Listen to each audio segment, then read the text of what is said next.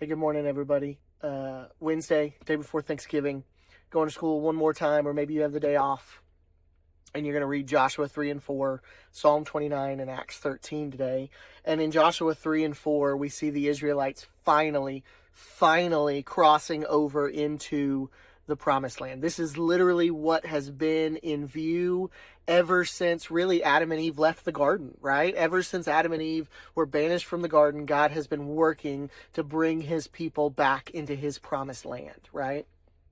And so here in Joshua 4, we finally get to see it. Y'all, we have been reading for months, and we finally get to see the Israelites come in to the promised land, the land the Lord has provided for them. And at the end of chapter 4, God tells them why they will put up these memorial stones. Why are they going to make a memorial to this crossing over into the promised land?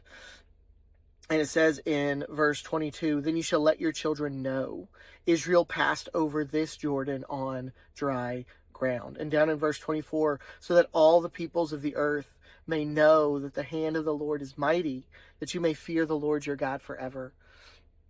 I've been thinking a lot this week about the things that my children will know growing up in my house. The things that they will think back when they're adults and think, oh yeah, my dad used to do that, or my dad used to watch that, or my mom used to love that band. And I think about how the things that we grow up around influence who we are as adults.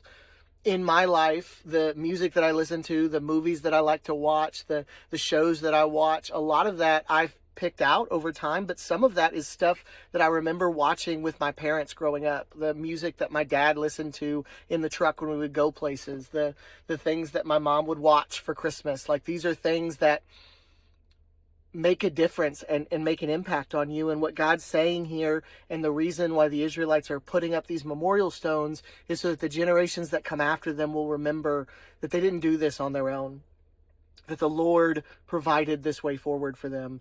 And so I want you to think today, even, what are the ways that your parents remind you in the way that they live their life, or maybe some other folks in your life, that the Lord is the one who provides the way forward for you?